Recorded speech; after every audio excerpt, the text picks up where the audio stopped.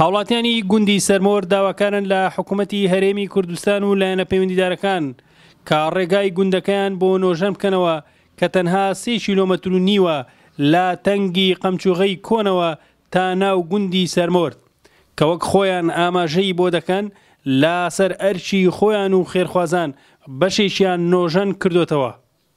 هەروەها داواکاریەشی تریان هەیە لە حکوومەتی هەرێمی کوردستان، ئەویش ڕاکێشانی کارەبای نیشتیمانیە بۆ ناو گوندەکەیان. ئێمە وەکو گەنجانی گوندی سەرمۆر وەکو دانیشتووی گوندی سەرمۆر گوندەکەمان کە لە دێر زەمانەوە لە هەموو شۆڕشەکان بەشداری کردو پشتی شێری بەرکەوتەوە بە تایبەتی لە شۆڕشی نوێژدا کە ئێستا هەر کەسێک لە سەرکردەکان لە پێشمەرگەی کۆن دێرینەکان هەر کەسێک بدوێنی ئەزانێت تر خۆی شایدی ئەومان بۆ دەکەم گوندە چەند لە ئەرکدا بووە.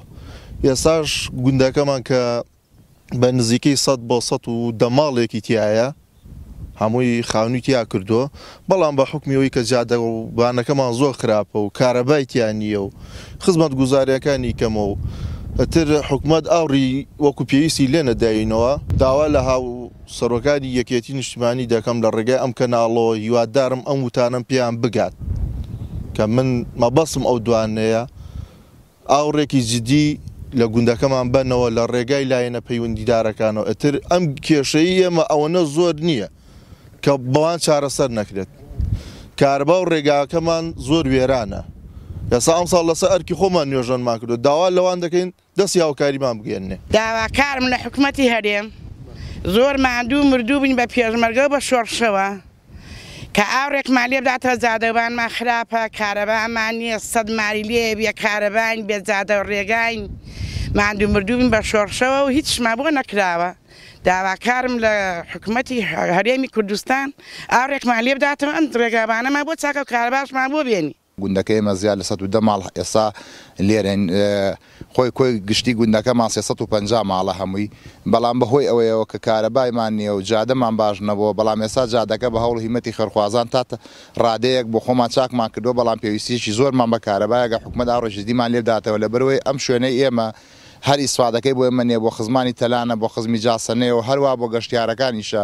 بەڕاستی ناوچەکەمان سروشتێکی جوانی هەیە. ئەگەر حکوومەتی هەرێمی کوردستان هاوکاریمان بکا و جادەوبان و کارەباکەمان بۆ بکات، ئاوەدانی زیاتر ڕوودەکاتە گوندەکەمان. بەڕاستیەکەی زۆر زەروری لەبەرەوەی ئێمە بۆ مۆلیدە ئیش دەکەین، ڕۆژانە مۆلیدەکانمان تێک دەچن بە بیان بێن بۆ لای وەستا، یعنی ئێمە باخمان هەیە، شتمان پێویستیمان زۆر بە کارەبایە، ئەنی ئەگەر حکوومەت هاوکارێکمان بکە بەڕاستیەکەی مەمنون دەبین. دیەکین ئێمە خاوەنی شەید و ئەمفالین، دیەکین ماندووین، بەڕاستی بە هەموو شۆڕشەکانەوە زۆر ماندوو بووین.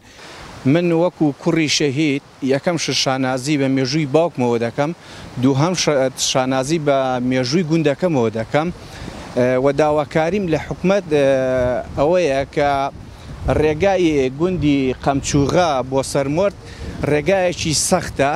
ئێمە وەکو گوندەکەی خۆمان وەکو گەنجان هەستاوین بە نوێژەنکردنەوەی ئەم جادەیە، بەڵام جادەکەمان تا بڵێ سەختە، ئێمە ناتوانین بە تەنیا ئەم ئەرکە قورسە بخەینە سەر شانی خۆمان. ئەبێ حکوومەت هاوکاریمان بکە، یعنی هەر وەکو وەفایەک بۆ حکوومەت کە بتوانێت هاوکاریمان بکە زۆر باشە. گوندی سەرمۆرد خاوەنی 48 ئەنفال و 28 شەهیدە و بە نۆژەنکردنەوەی ئەو ڕێگایەش دەبێتە هۆی ئاوەدانکردنەوەی زیاتر و گرنگجیدان بە کەرتی گەشت و گوزار بەهۆی سروشتی ناوچەکەوە. شاڵاو ئەحمەد، گەلی کوردستان، گوندی سەرمۆرد.